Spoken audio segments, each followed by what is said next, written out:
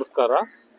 ಈ ಒಂದು ಕಾರ್ಯಕ್ರಮ ಪುನೀತ್ ರಾಜ್ಕುಮಾರ್ ಅವರ ನೆನಪಿನಲ್ಲಿ ಅವರ ಬರ್ತ್ಡೇ ಏನಿದೆಯೋ ಮಾರ್ಚ್ 17ರಲ್ಲಿ ಅದೇ ದಿವಸ ಮಾಡ್ತಾ ಇದ್ವಿ. ಸುಮಾರು 5 ವರ್ಷದಿಂದ ಈ ಕಾರ್ಯಕ್ರಮ.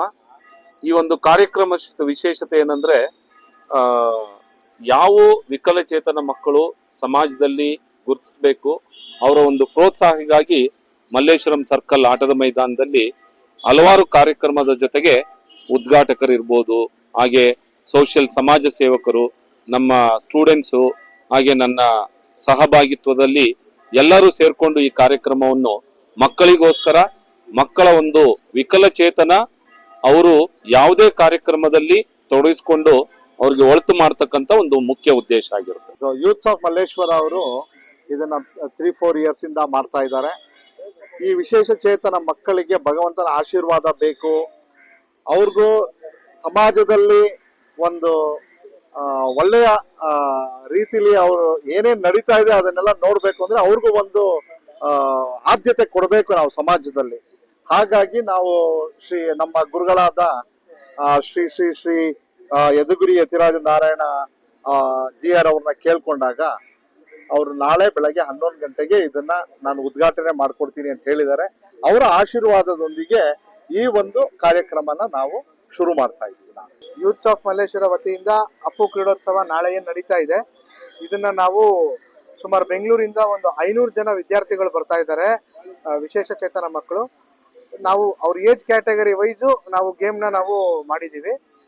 7 ವರ್ಷದ ಮಗುವಿಂದ ಹಿಡಿದು 31 ವರ್ಷದವರೆಗೂ ಬರ್ತಾ ಇದ್ದಾರೆ. ರನ್ನಿಂಗ್ ರೇಸು, ಆಮೇಲೆ ಶಾರ್ಟ್ ಪುಟ್ಟು, ಆಮೇಲೆ ರಿಲೇ, ಆಮೇಲೆ ಬಾಲಿಂದ ಬ್ಯಾಸ್ಕೆಟ್ಟು, ಆಮೇಲೆ ಪೊಟೆಟೊ ರೇಸ್ ಅಂತ ಎಲ್ಲ ಮಾಡ್ತಾ ಇದ್ದೀವಿ. ಸೊ ಎಲ್ಲ ಮಕ್ಳಿಗೂ ಭಾಗವಹಿಸಿರುವಂಥ ಮಕ್ಕಳಿಗೆ ಸರ್ಟಿಫಿಕೇಟ್ ಅನ್ನೋದಿರುತ್ತೆ, ಆಮೇಲೆ ಒಂದು ಗಿಫ್ಟ್ ಅನ್ನೋದಿರುತ್ತೆ. ವಿಶೇಷವಾಗಿ ವಿಜೇತರಾದವ್ರಿಗೆ ಒಂದು ಕಪ್ಪು ಮತ್ತು ಒಂದು ಸರ್ಟಿಫಿಕೇಟ್ನ ಕೊಡ್ತಾ ಇದ್ದೀವಿ. ಆಮೇಲೆ ಯಾರು ಯಾವ ಸಂಸ್ಥೆಯಿಂದ ಜಾಸ್ತಿ ವಿಜೇತರಾಗಿರ್ತಾರೆ ಅವ್ರಿಗೊಂದು ಚಾಂಪಿಯನ್ ಟ್ರೋಫಿ ಅನ್ನೋದನ್ನ ಮುಖ್ಯ ಅತಿಥಿಗಳ ಕೈ ಕೊಡಿಸ್ತಾ ಇದ್ದೀವಿ. ವಲ್ಲಭ್ ಸರ್ ಹೇಳ್ದಂಗೆ ಬೆಳಗ್ಗೆ ಗುರುಗಳಿಂದ ಉದ್ಘಾಟನೆ ಆಗುತ್ತೆ.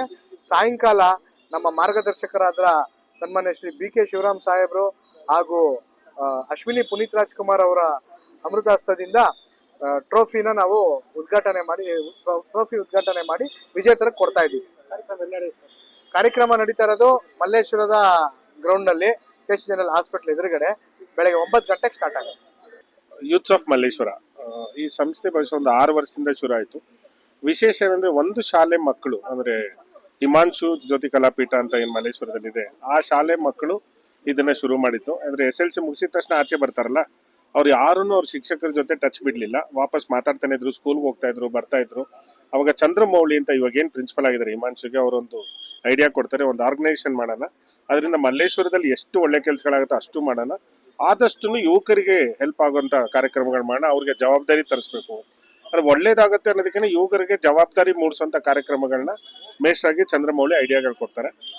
ಕ್ಲೇ ಗಣೇಶ ಇಂದ ಹಿಡಿದು ಸಾಂಸ್ಕೃತಿಕ ತಂಡಗಳಿಂದ ಹಿಡಿದು ಎಲ್ಲ ಕೆಲಸಗಳು ಮಾಡ್ತಿದ್ದಾಗ ಒಂದು ಹೊಳೆಯುತ್ತೆ. ಆದರೆ ನಮ್ಮ ಮಲ್ಲೇಶ್ವರದಲ್ಲಿ 4-5 ವಿಶೇಷ ಚೇತನ ಶಾಲೆಗಳಿದ್ದಾವೆ. ಸುತ್ತಮುತ್ತ ಓಡಾಡ್ತಾನೆ ಇರ್ತೀವಿ. ನಾವು ಓಡಾಡ್ತಿದ್ದಾಗ ಯಾವತ್ತೂ ಒಳಗಡೆ ಹೋಗಿರಲ್ಲ, ಬಟ್ ಒಂದ್ ದಿವಸ ಒಳಗಡೆ ಹೋದಾಗ ಅನ್ಸುತ್ತೆ ಇವ್ರಿಗೋಸ್ಕರ ಏನಾದ್ರು ಮಾಡಬೇಕು ಅಂತ. ಇವ್ರಿಗೋಸ್ಕರ ಅನ್ನೋದಕ್ಕಿಂತ ಅವ್ರಿಗೆ ಮಾಡಾದ್ಮೇಲೆ ನಮಗ್ ಬರುತ್ತಲ್ಲ ತೃಪ್ತಿ, ಅದು ಇಂಪಾರ್ಟೆಂಟು. ಸೊ ಅದನ್ನ ಮನಸ್ಸಿನಲ್ಲಿ ಇಟ್ಕೊಂಡು ಅವ್ರಿಗೆ ಕ್ರೀಡಾ ಚಟುವಟಿಕೆಗಳು ಮಾಡಬೇಕು ಅಂತ ಪ್ಲಾನ್ ಮಾಡಿ ಇದು 3ನೇ ವರ್ಷ. ಅದೃಷ್ಟವಶ ತುಂಬಾ ಒಳ್ಳೆ ರೆಸ್ಪಾನ್ಸ್ ಇದೆ. ಹಿಂದಿನ ವರ್ಷ 300 ಜನ ಇದ್ರು, ಈ ವರ್ಷ 450ಕ್ಕೂ ಮಿಗಿಲು ಸ್ಪರ್ಧಿಗಳಿದ್ದಾರೆ. ಕಾಣಿಕೆ ಅಂದ್ರೆ ನಾವು ಏನ್ ಈವೆಂಟ್ ಮಾಡಬೇಕು ಅಂತ ಹೊರಟಾಗ ಎಲ್ಲ ಯುವಕರು ಫೋನ್ ಮಾಡಿದ್ರೆ ಸಾಕು ಕಾಣಿಕೆಗಳು ಬಂತು.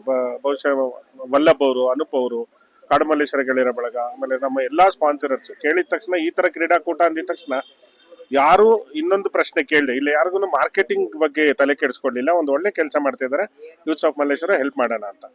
ನಿಮ್ಮಲ್ಲಿ ಒಂದೇ ವಿನಂತಿ, ದಯವಿಟ್ಟು ಇದನ್ನ ಜಾಸ್ತಿ ಪ್ರಚಾರ ಮಾಡಿ, ಜಾಸ್ತಿ ಜನ ಆ ಕ್ರೀಡಾಕೂಟ ನೋಡಕ್ ಬಂದಾಗ ನಮ್ಮ ಕಾರ್ಯಕರ್ತರಾಗ್ಬೋದು, ನಮ್ಮ ಚಟುವಟಿಕೆಗಳಿಗೆ ಭಾಗವಹಿಸಬಹುದು. ಮಲ್ಲೇಶ್ವರನ ಸುಂದರ ಮಲ್ಲೇಶ್ವರ ಮಾಡುವಂತ ಹೆಜ್ಜೆ ಇಟ್ಟಿದ್ದೀವಿ. ನಿಮ್ಮೆಲ್ಲರ ಸಹಕಾರ ಇರಲಿ.